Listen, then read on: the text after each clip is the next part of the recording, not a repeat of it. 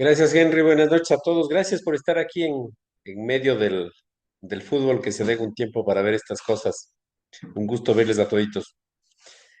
Eh, lo que pretendo, originalmente hablaba de las reformas postales ecuatorianas, pero me di cuenta que en realidad hay que hacer dos presentaciones, así que apunta nomás una conferencia más, Henry, para la segunda reforma y ahora ocupémonos de la primera reforma postal. Y la idea de estas charlas es enfocar el asunto desde la economía y desde la política del manejo del correo, más que desde las estampillas mismo como tales. Y para enfocarnos, quisiera empezar con una pequeña reseña de qué es lo que pasó con el correo ecuatoriano desde que se estableció el Estado del Ecuador en 1830 hasta 1860, en las tres primeras décadas del correo ecuatoriano. Esta que ven es una de las primeras imágenes del Palacio de Gobierno de Quito y ahí se ve lo anticuado que era, lo pueblerino que era esto. En el Palacio de Gobierno funcionaba la Administración de Correos y seguía siendo en esencia la misma administración de correos de la época del gobierno español. Se había simplemente establecido una administración central en Quito, unas administraciones departamentales en Guayaquil y en Cuenca. El Estado del Ecuador seguía funcionando a partir de esta división en departamentos, Quito, Guayaquil y Cuenca, y nunca hubo una modificación sustancial a la manera en que el sistema postal se manejaba en la época de la colonia. Si pensamos en las rutas, por ejemplo, las rutas siguieron siendo las mismas, la ruta central, la ruta de los valles que conectaba con Nueva Granada y con el Perú, y la salida hacia Guayaquil y una corrección desde Guayaquil al Perú también. Y las oficinas postales, hubo modificaciones en las oficinas, pero el número se mantuvo prácticamente inalterable. En, Cuando empezó la República en 1830 había unas 25 oficinas, llegaron a ser 22 en 1836 y cuando termine este periodo en 1859 seguían siendo las mismas 25. Estas son las oficinas cuando empezaba la República, son las mismas oficinas que se crearon en la colonia, algunas se crearon en la época de la República de Colombia.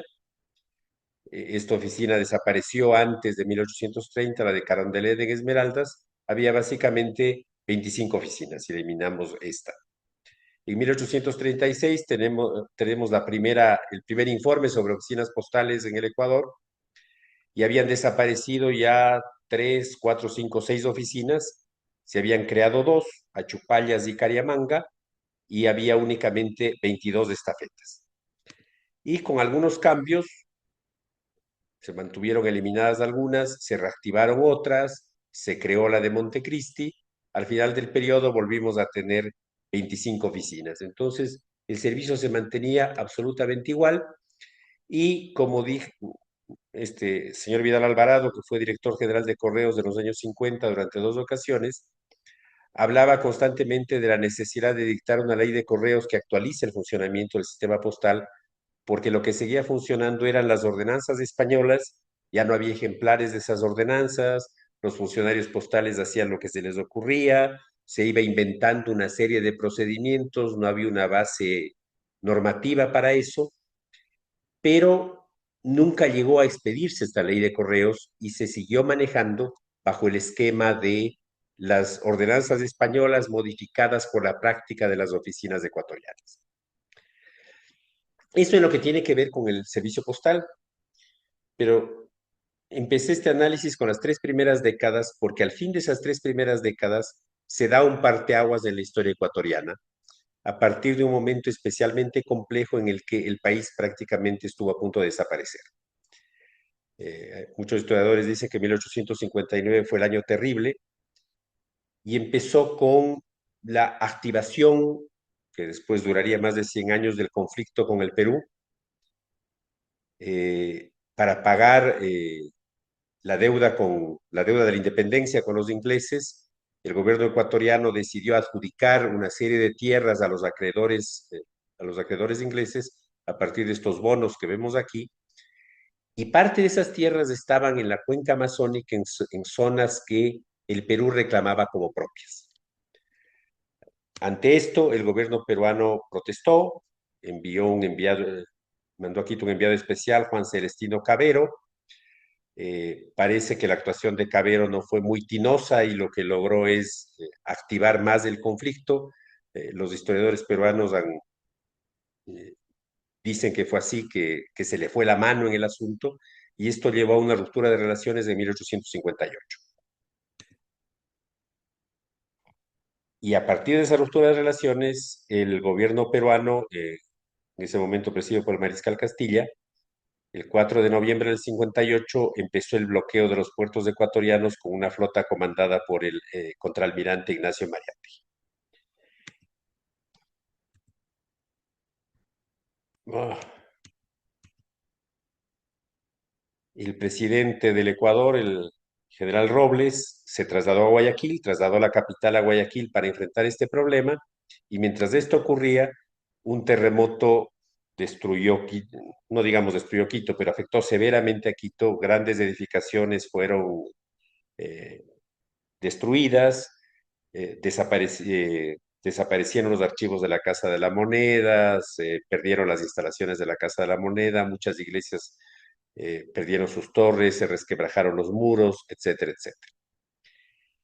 Y en medio de eso, mientras el presidente estaba en Guayaquil, se formó un triunvirato en Quito. Esto lo vamos a pasar rápido porque la historia es absolutamente compleja, pero ese triunvirato en Quito desconoció al presidente Robles. En Guayaquil, el presidente Robles fue derrocado por el general Franco, que se declaró jefe supremo en Guayaquil. En Loja declararon una república federal presidida por un señor Manuel Carrión Pinzano. En Cuenca, Ramón Borrero estableció un gobierno que reconoció al gobierno de Quito. Y en medio de esto, el general, el mariscal Castilla desembarcó en Guayaquil. No hubo guerra, no hubo enfrentamiento bélico ni nada, simplemente desembarcó en la ciudad, la tomó y empezó negociaciones con el jefe supremo, que era el general Franco. Como resultado de eso, ay, el 25 de enero de 1860 se firmó un tratado entre Franco y Castilla, en el que Franco reconocía los territorios peruanos en el oriente ecuatoriano, pero ni el Congreso peruano ni el Congreso ecuatoriano llegaron a ratificar ese tratado. Pero Castilla, yo lo que tengo la impresión es que él no quería hacer demasiado problema con esto, porque incluso él tenía un pacto secreto con el presidente de Nueva Granada, Tomás Cipriano Mosquera, para repartirse el Ecuador. Había conversaciones con otros países, pero no se llegó a eso, simplemente él obtuvo el tratado y se retiró. Y Franco, abandonado en Guayaquil, tuvo que enfrentarse al gobierno de Quito, y ese gobierno de Quito tomó la ciudad de Guayaquil el 24 de septiembre de 1860, y eso significó un cambio radical en la forma de entender el funcionamiento del Ecuador. Quien presidía el gobierno de Quito en ese momento era Gabriel García Moreno, que se convierte en presidente de la República y pone en marcha un proyecto que va a durar 15 años. El proyecto de García Moreno es un proyecto de modernización, pero de modernización católica. Él consideraba que el elemento que vinculaba a todos los ecuatorianos de estos tres pedazos, Guayaquil, Cuenca, Quito, era la religión católica, y que con ese elemento común se podía tener un proyecto de centralización que quisiera desaparecer esa idea de los departamentos. De hecho, ahí empieza a hablarse ya de provincias, desaparece la división territorial a partir de departamentos y se establecen las provincias, y consolidar la idea del Estado-Nación. Ya no se vean estos pedazos unidos, sino que exista una república unida, una nación, un Estado-nación. Y ahí entran las estampillas y ahí entra el servicio postal como parte de este proyecto de Estado-nación. ¿Por qué? Primero, la idea de modernización. 1860, la gran parte de los países iberoamericanos había adoptado ya el sistema de estampillas postales. En 62 y 63 se sumaron Nicaragua y Costa Rica. El Ecuador lo va a hacer en 1865, pero a partir de 1860 García Moreno empieza ya este proyecto de modernización que incluye cambiar el servicio postal. Y este cambio del servicio postal era importante porque el correo se iba a convertir en un elemento de unidad nacional. Cuando se estableció la República de Colombia, las viejas marcas coloniales fueron sustituidas por estos llamados óvalos de Colombia, en los que ya no estaba simplemente el nombre de la localidad y la marca postal, el DEBE o el Franca, sino que estaba la idea de República de Colombia. Desaparecida la República de Colombia, el Ecuador vuelve a las viejas marcas y lo que tenemos no es un correo nacional, sino un correo local. Quito, Guayaquil, cada estafeta tenía su propia marca y la idea del nuevo gobierno es reemplazar esta diversidad de marcas por un símbolo que unifique todo el servicio postal. La idea de el correo del Ecuador, ya no es Quito, ya no es Guayaquil, ya no es Cuenca, y el escudo nacional. Parte del proyecto de García Moreno es también simbólico. Es en esa época cuando se adopta la bandera tricolor, se readopta el tricolor colombiano como bandera del Ecuador, se diseña nuevamente el escudo nacional y se adopta un himno nacional. Esta simbología, parte de esta simbología, es recogida o junto con esta simbología va también el sistema postal, como un elemento unificador. Ya la gente no ve una marca de Quito, sino que ve la estampilla del Ecuador. Para eso, la idea de adoptar las estampillas es una idea que se trabaja a partir de conseguir los elementos necesarios en Francia. García Moreno, sobre todo, tiene mucha cercanía con Francia. Francia es la potencia más cercana al Ecuador en ese tiempo, entre otras cosas, porque es la potencia católica. Con España no habíamos restablecido relaciones, Inglaterra, los Estados Unidos eran potencias protestantes, Francia era una potencia católica que podía entender mejor esta idea de la modernización católica de García Moreno. Y se empiezan a traer una serie de elementos precisamente para servir al sistema postal.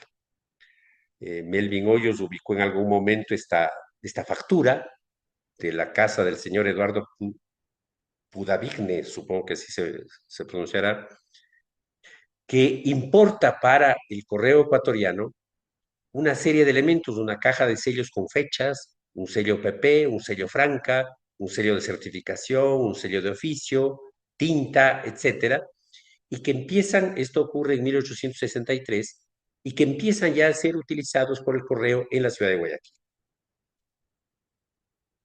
Esta es el matasellos que se va a usar ya en la época filatélica, los fechadores franceses, esta marca, el típico rombo francés con la palabra franca, es el franca del que habla la factura. Esta es una carta de 1863 que pagó la tarifa que ese año se estableció, en la tarifa por el peso de 1,5 onzas que está marcada aquí. No hay indicación de la tarifa aquí, pero suponemos que eso debe haber pagado por la indicación del peso. Va de Guayaquil a Quito, y esta otra que va a Cuenca tiene esa marca PP que está en la factura.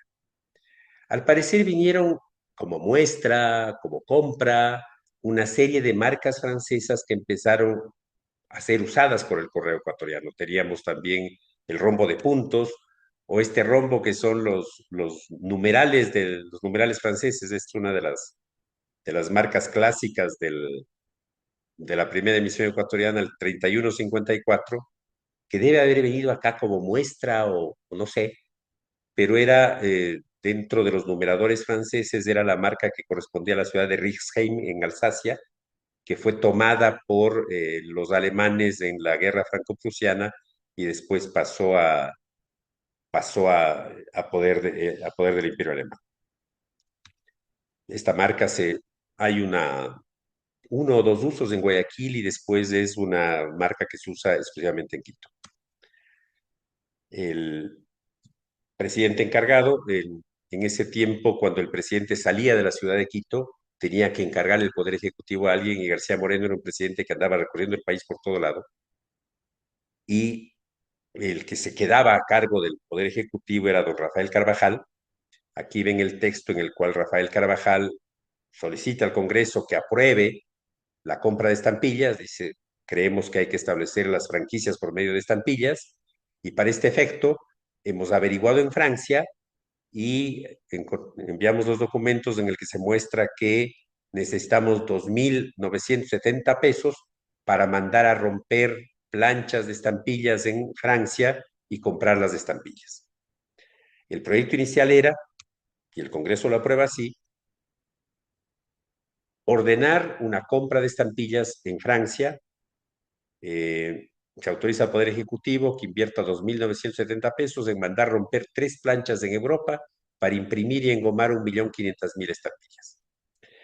Pero como informa después el ministro de Hacienda, cuando hacían esta gestión, aparece don Manuel Rivadeneira y dice que él puede hacer las cosas por 1.470 pesos. Y hace la prueba, existen pruebas del medio real azul en negro, sin duda estas son las pruebas que llevaron al gobierno, que Manuel Rivadeneira presentó en el gobierno, y que le valieron que sea contratado para imprimir las estampillas. Sabemos, este es el contrato que se firmó con el ministro de Hacienda, Pablo Bustamante, 1.500.000 estampillas. La historia nos dice que no se hicieron enseguida, que hubo varias entregas, que se iban entregando poco a poco. En algún momento hay incluso un documento que dice que Manuel Rivadeneira estuvo preso porque no cumplía el tema. Pero lo cierto es que con este contrato, hasta 1870, Manuel Rivadeneira iba proveyendo las estampillas que necesitaba. Y las estampillas son las que todos conocemos, el medio real azul, el real amarillo y el real verde. Siempre la pregunta ha sido ¿por qué hay dos colores? Y probablemente la respuesta es absolutamente simple. Seguramente empezaron con el verde, se les acabó la tinta y empezaron a hacer amarillo. No hay otra explicación para eso. Y de hecho hay eh, unos amarillos bastante verdosos que pueden delatar los restos de la tinta verde en la plancha. En 1866 se contrató el sello de 4 reales y después en 1870 se hizo un nuevo contrato para seguir produciendo estampillas. Porque como dice este informe del ministro de Hacienda de 1871, se pensaba sustituir la provisión nacional, modernizar nuestros sellos, dice, recurriendo a Francia, volver a la idea de ir a Francia, pero en ese momento había estallado la guerra franco-prusiana y eso era imposible. Entonces se firmó un nuevo contrato con Manuel Rivadeneira para que siga produciendo estampillas de él. Estaba olvidando de hablar de doña Emilia, que fue la grabadora de las estampillas. Y al final, después de este contrato con Manuel Rivadeneira en 1872, se logra ya conseguir estas estampillas en Francia. No podemos saber quién las hizo, dónde fueron hechas, son litografiadas. Acordémonos que esa es la época en que se imprimen las litografiadas en Francia a raíz de la guerra. Se hacen estas estampillas que empiezan a circular a partir de septiembre de 1873. Pero las estampillas son sin duda una parte importante, pero hay toda una política de organización del servicio postal que es probablemente lo de más peso en esta reforma postal. Y se empieza por ampliar el servicio postal. Se amplían primero, no cambian las rutas siguen siendo la misma, pero se cambia la frecuencia de las rutas. La única ruta semanal entre Quito y Guayaquil se amplía a dos viajes primero y después a 3 correos semanales, con lo que se incrementa el flujo de correspondencia. Se trató de hacer esto también en la ruta de Quito hacia Tulcán para conectar con el correo de la Nueva Granada, pero la Nueva Granada siempre mantuvo una sola frecuencia hacia el Ecuador y eso hizo que el, el plan se abandone y se mantenga una sola frecuencia hacia el norte. Pero lo más importante de esto fue la creación de nuevas oficinas postales. Hay un boom de oficinas postales a partir de 1865 y sobre todo a partir de 1870. Este es el informe del ministro de Hacienda Eguiguren en 1873, donde dice que el gobierno está interesado en establecer estafetas en todas las parroquias de la República.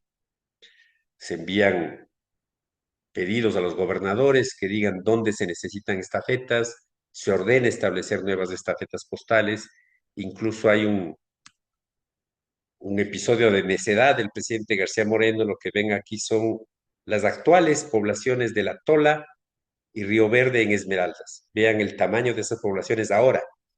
Imagínense cómo serían en 1870. Pero al presidente García Moreno se le ocurrió que había que poner ahí oficinas postales y las puso. Pero como informa el ministro de Hacienda, al final hubo que abandonarlas porque no había ni personas que quieran hacerse cargo, ni correspondencia que salga de allí. Entonces, no tenía sentido mantener esas oficinas en esos sitios. Había dos formas de funcionamiento de las oficinas. Unas eran costeadas completamente por el erario, se contrataba empleados para eso, y en otras había una persona que se encargaba de la oficina postal y que financiaba el funcionamiento de esa oficina y obtenía parte de la renta que salía de ahí. Y en estas dos poblaciones ni siquiera hubo una persona que corriera el riesgo de poner la plata para tratar de recuperarla porque se veía que era prácticamente recuperable. Después vamos a ver los datos de Esmeraldas que muestran el bajo funcionamiento del servicio de correos ahí.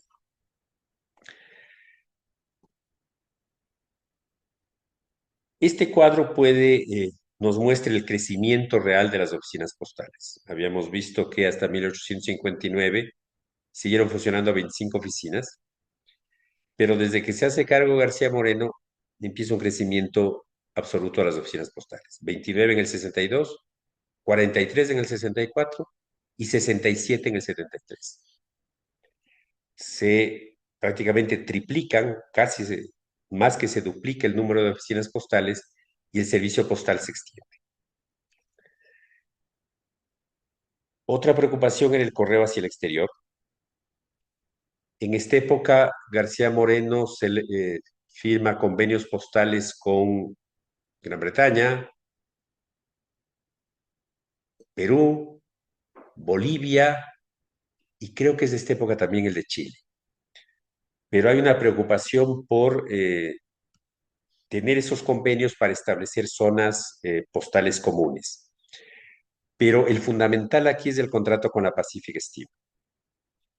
Vicente Piedrahíta, el gobernador del Guayas, y por instrucciones de García Moreno, celebra el contrato en el que la Pacific se compromete a transportar gratuitamente, perdón, a transportar el correo, no gratuitamente, sino a no cobrar por el correo, sino a transportarlo, a transportar el correo que haya sido franqueado en el correo ecuatoriano. El Ecuador pagaba, creo que algo así como 1.000 pesos para que la compañía lleve las valijas de correspondencia del Ecuador desde Guayaquil, pero exclusivamente para el caso de Nueva Granada, Perú y Chile.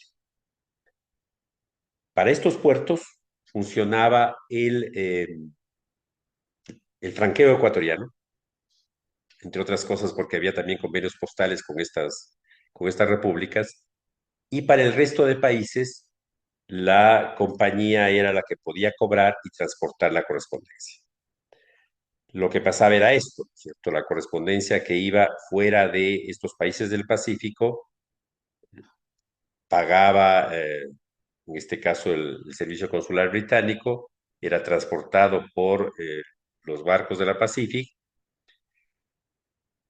y no había aquí una tarifa ecuatoriana, simplemente había la tarifa del que transportaba. Hacia el sur, bueno, hacia Nueva Granada, hacia Panamá, hacia Perú, Chile y Bolivia, la correspondencia era transportada con la tarifa ecuatoriana, la tarifa de 2 reales. Vamos a ver el tema de las tarifas. Esta es una carta de noviembre del 68. 4 medios reales que conforma la tarifa de R$ 2 hacia Lima. Pero la particularidad de esto es que la tarifa británica seguía siendo más barata que la ecuatoriana. Y por eso muchos preferían esa tarifa. Y de hecho, el consulado británico siguió franqueando correspondencia y enviando en los barcos de la Pacífica. Aquí vemos un ejemplo del 12 de agosto del 66, la tarifa del consulado británico en una carta. Esto motivó un serio reclamo del gobierno ecuatoriano el 13 de noviembre de 1866, con el lenguaje de la época, ¿no es cierto? Dice el gobernador del Guayas, dice el ministro de Hacienda, dice que se ha perpetrado el hecho criminal de que los vapores ingleses reciban correspondencia de los particulares sin que conste el pago del derecho de porte de las estampillas. Mi gobierno, dice el ministro, se niega a creer que en la rectitud de procedimientos de Su Majestad Británica esto ocurra.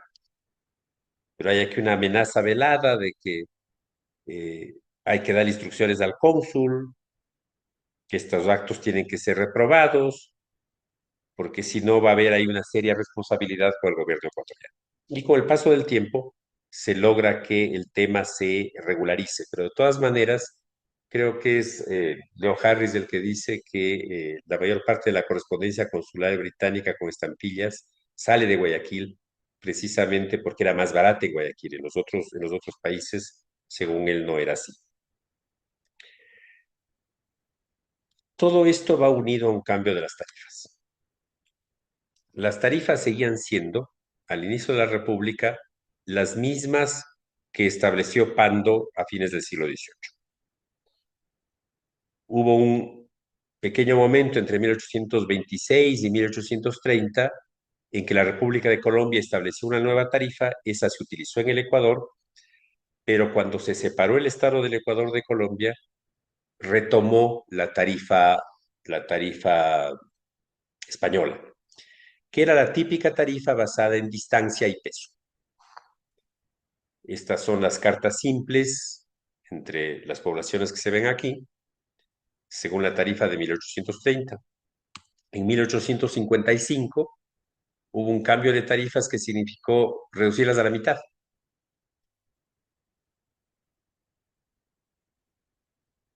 Solo este cambio de tarifas, vamos a ver, significó un ligero incremento del servicio postal.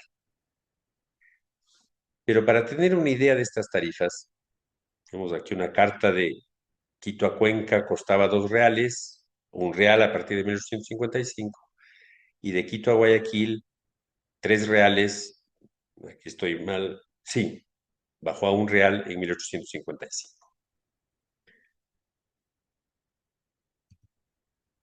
Estas son las monedas con que se pagaban esas tarifas, las últimas monedas que acuñó la Casa de Moneda de Quito. ¿Cómo era la economía en ese momento? En 1864, el presidente de la República ganaba 750 pesos anuales. Un administrador de correos, 80 pesos mensuales, perdón, mensuales. Y el portero de la gobernación de la SUAY, por ejemplo, 12 pesos, era un empleado de baja jerarquía. 12 pesos mensuales. Pensemos en esa economía comparada con las tarifas. Un kilo de carne costaba R$ 1 en 1868.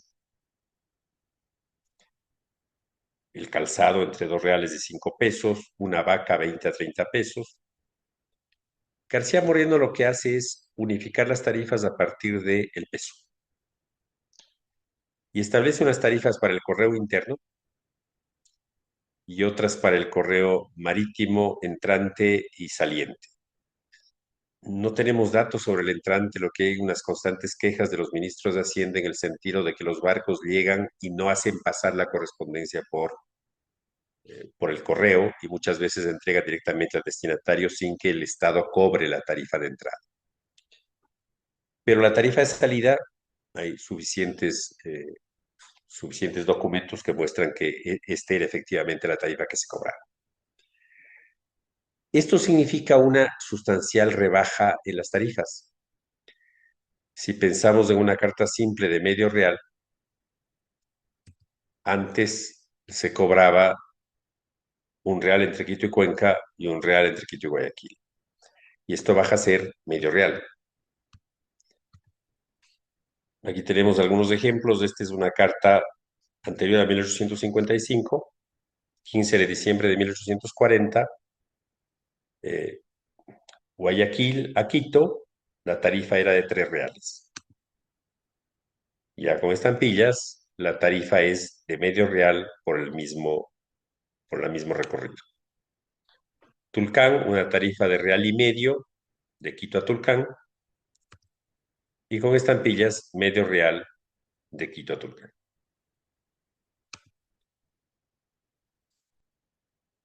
El efecto que esto produce se ve en este cuadro. Aquí tenemos los ingresos por el servicio postal entre 1846 y 1857. Primero, siempre los ingresos fueron menos que los egresos. El Estado subsidiaba el servicio postal. Constantemente los administradores de correos dicen, esta no es una renta para el Estado, sino que es un servicio que estamos prestando y que es necesario por las comunicaciones, por el comercio, etcétera, etcétera. Estos son bienios, pero la cuenta no es cada 2 años, sino desde junio de un año hasta julio del año siguiente. Vemos estos ingresos y a partir de 1855 hay un ligero incremento en lo que recibe el correo gracias al cambio de la tarifa. La tarifa se reduce, pero los ingresos aumentan sin duda porque el flujo de correspondencia aumenta. Y si esto lo comparamos con los años de la reforma postal a partir de 1860, el incremento es absolutamente claro y continuado. 1861 a 1872 hay un constante incremento de lo que recibe el Estado o lo que cobra el Estado por el servicio postal y por lo tanto el movimiento de la correspondencia claramente está aumentando.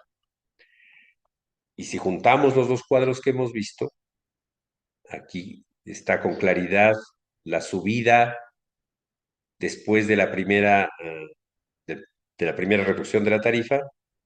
Esta es la caída del año de la crisis. Hasta 1861 hay una baja del servicio, estábamos en guerra, problemas, etcétera. Y a partir de aquí se dispara el movimiento de la correspondencia. Y hay también un cambio en el movimiento de la correspondencia por lugares. Son los ingresos que recibía el servicio postal por provincias. Como vemos, todo se concentraba fundamentalmente en Pichincha, Quito, y en Guayas, Guayaquil, con una ligera superioridad en el movimiento de la correspondencia en Quito. Estas son provincias intermedias, Azuay, Tungurahua, Imbabura, Chimborazo, y generalmente las provincias de la costa, salvo Loja que esté en la sierra y León que esté en la sierra, tenían un escaso movimiento de correspondencia. Y si vemos Esmeraldas, es prácticamente nulo. Y García Moreno quería poner más oficinas en Esmeraldas. Esto ocurre en 1862 cuando empieza la reforma. En 1872, la barra naranja, cambia el equilibrio del movimiento de la correspondencia. Pichincha cede espacio al Guayas. Estas provincias centrales rebajan el nivel de la correspondencia y se incrementa ligeramente, sobre todo en la costa. Este es un dato que hay que comprobarlo, no he tenido tiempo para hacerlo, pero se dispara la correspondencia en la provincia de Los Ríos, y eso no es del todo ilógico porque son los años en que empieza la producción cacaotera, en que hay un gran movimiento en Babahoyo, en la zona de Los Ríos, que es la zona cacaotera, y Babahoyo se convierte en un centro de manejo de correspondencia. Pero no deja de ser curioso que sea tanto. Pero cambia de esta manera el flujo de la correspondencia, o el peso que el movimiento postal tiene en cada una de las provincias. La reforma entonces logra, sin duda, que el sistema postal se generalice y que el servicio de correos se incremente y que la gente utilice mucho más el servicio postal. Pero no se hace eso que venían pidiendo desde hace 20 años. La famosa ley de correos, la organización del correo, y no solo eso, sino que hay ministros como el ministro Eguiguren en 1873 que dice que eso es para después. Ya llegará el tiempo en que el Tesoro Nacional tenga una considerable entrada con motivo del servicio postal. Hemos crecido bastante, dice, pero ya llegará el tiempo en que ese crecimiento haga necesario contar con una organización postal distinta. Y por ahora, dice, las antiguas ordenanzas españolas son la norma que sigue la administración en materia de correos y no se ve que tengan mucha intención de hacerlo, de modificarlas. En este momento se va a producir un nuevo cambio porque García Moreno es asesinado, vuelve un momento de inestabilidad y acaba de presidente de la República y después dictador el general Ignacio de Ventimiglia, y él es el que va a llevar adelante eso que dejo para otra, la segunda reforma postal, que va a arrancar precisamente con la incorporación del Ecuador a la Unión Postal Universal y con la necesidad de contar ya con una ley de correos, con una regulación completamente distinta que modifique el tema. Pero eso, Henry me dirá cuándo lo hacemos. Por lo pronto, esta ha sido esta corta conferencia 895 y como ve ya estamos a casi nada de la conferencia 1000. Muchas gracias. Gracias a ti, Juan Pablo. Fantástica presentación. Y respecto a la parte 2, ya te la agendé julio 27, ahí ya te mandé la parte. Ya por lo menos te salvaste con $500,000, ¿no? Sí, ya no voy a perder plata. Preguntas o comentarios para Juan Pablo.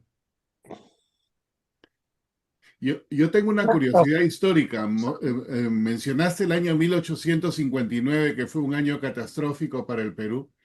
En el 58, de acuerdo a los libros de historia que yo leí de Perú, que no recuerdo bien, hablaban de una guerra, pero tú dices que no hubo ningún enfrentamiento bélico, fue más que nada una cosa política, una cosa de ese tipo.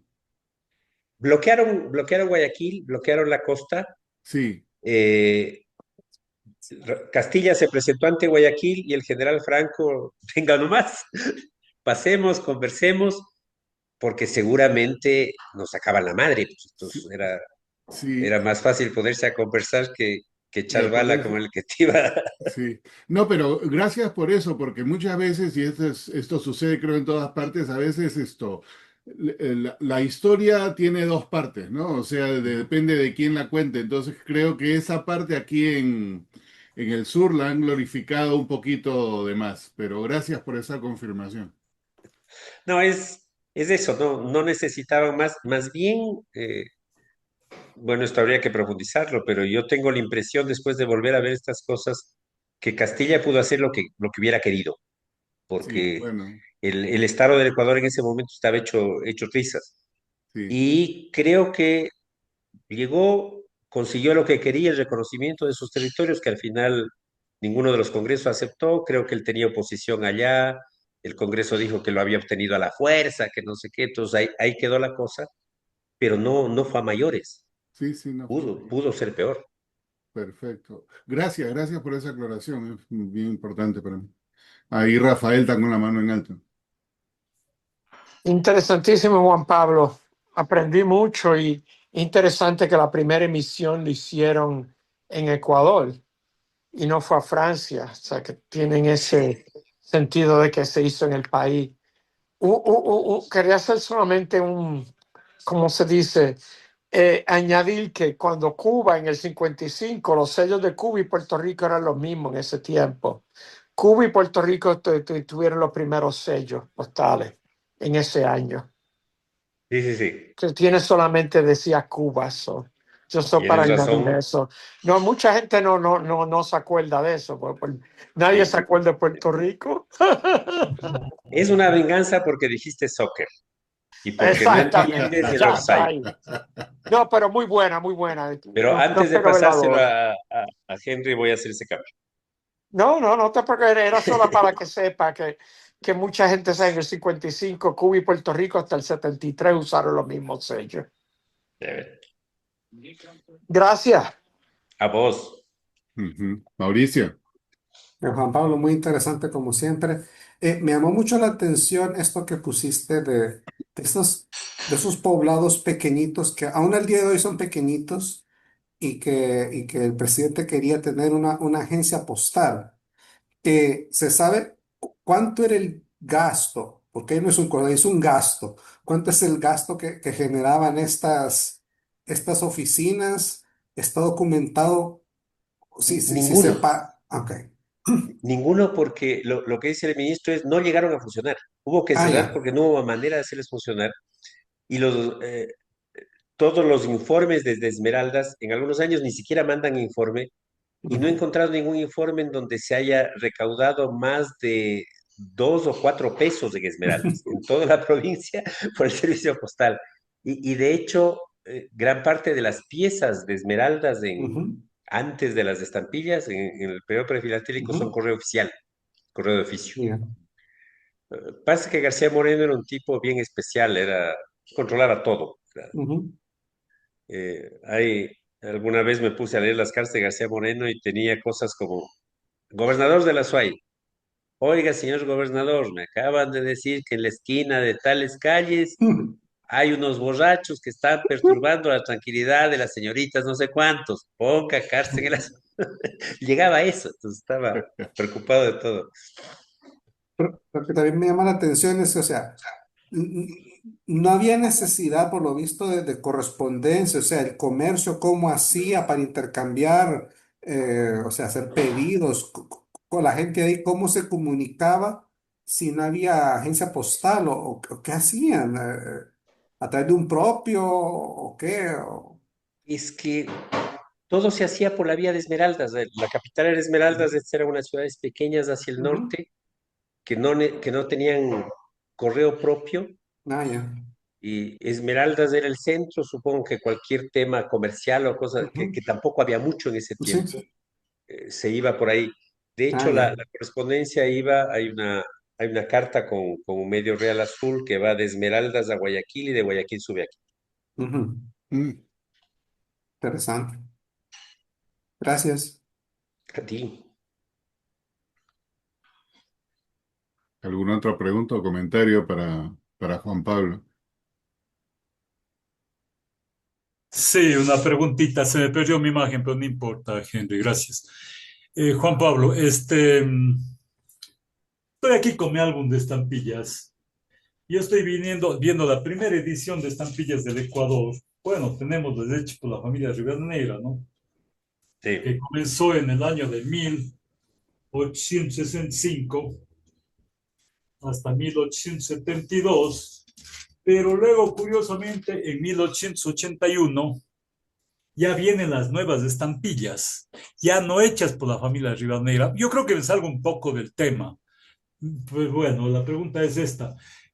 Entre las estampillas editadas impresas por la familia Rivadeneira y las demás estampillas desde 1881, ya con el escudo de Ecuador, con el escudo del Ecuador, con todos los próceres del país como es Juan José Flores y todos, debe haber existido un cisma en la edición de estampillas, porque las primeras fueron solo Rivadeneira, ¿no es cierto? Y luego de Ujú. buenas a primeras ya se mandaron a imprimir en el exterior, seguramente. ¿Qué causó este cambio? Esto, no sé si en otros países en Latinoamérica se las hizo de esa manera, porque en Ecuador hizo a Rivadeneira y tuvo un monopolio, ¿no es cierto? Y luego las demás estampillas, ¿qué? Yo creo que el problema era que Rivadeneira no se daba abasto, era muy artesanal. De hecho, contrató Ah, 1.500, creo que eran 1.500 estampillas, o 1.000.000, algo así, y no llegó a entregar todo. Está documentado que él iba entregando paquetes anuales. Hay incluso las cifras que iba entregando de las estampillas. Y estuvo preso porque no entregaba las estampillas. Parece Ah, que tuvo claro. muchos líos para eso. Le faltaba papel, tenía problemas de tintas. Y 5 años después, el gobierno decide ir a Francia. O sea, tratamos de hacer en Francia, más bien hicimos en el Ecuador porque era más barato que en Francia, pero esto está bastante problemático. Supongo que el servicio postal tendría problemas de abastecimiento y todo, y deciden otra vez contratar en Francia y contratan en Francia. Y después, en el 81, se pasan al American, y cuando deciden contratar con la American, Emilia Rivadeneira hace un pedido al Congreso, incluso escribe un folleto que se llama Sobre el sistema proteccionista, en el que hace todo un estudio económico y le dice al Congreso: ustedes tienen que fomentar el trabajo nacional y yo hago buenos trabajos. Y hace unas muestras y copia los sellos de la American y todo, y presenta al Congreso, pero el Congreso le felicita y todo, pero contratan las estampillas de la American, y desde ahí ya la provisión, al menos hasta fines del siglo XIX, hasta CIBEC, es de la América. En 1872 salieron ya las nuevas estampillas ya perforadas. Las francesas, sí, Ah, esas son las francesas. esas son las francesas. Y las Sabrina Rivadeneira, ¿cómo las hacía? Las cortaba con tijera las Con tijera, estampillas. claro. No Ah, había, no había perforadora, ¿y cómo para está el resto empezar. de América, del continente, en cuanto a estampillas, en ese diseño de estampillas perforadas y cortadas a mano? En otras partes de Latinoamérica se lo hacía, por ejemplo, Ujú. el ojo de buey brasileño o el peso Claro, colombiano, las primeras estampillas son siempre imperforadas. Sí, Sí, perforadas. todas. La sí, mayoría, creo que sí. sí. Honduras hace en el mismo año que nosotros, creo que en Sí, diciembre, si no me en equivoco. diciembre, acabando el Y año, son, y y son imperforadas, hay igual, que cortarlas sí, con tijera. con tijera. Ajá. Ujú. 1872 dice aquí las primeras estampillas Sí, perforadas del Ecuador. ¿Dónde exacto. fueron hechas el primer grupo de estampillas perforadas? En Francia, pero no se sabe dónde. Lo que tenemos son Ah, los envíos franceses, porque mandaron las estampillas y seguíamos proveyéndolos con Francia, mandaron los matasellos para las nuevas oficinas, Ujú. todas esas que se crearon en los 70s. muy bien, muchas gracias. Eres un ducho en el tema, Juan Pablo. No tanto. Gracias. Gracias. No veo ninguna mano en alto más y un tema muy, muy bien explicado. Juan Pablo, te agradecemos mucho. Gracias a ustedes. Gracias, gracias. Y con eso y el día de...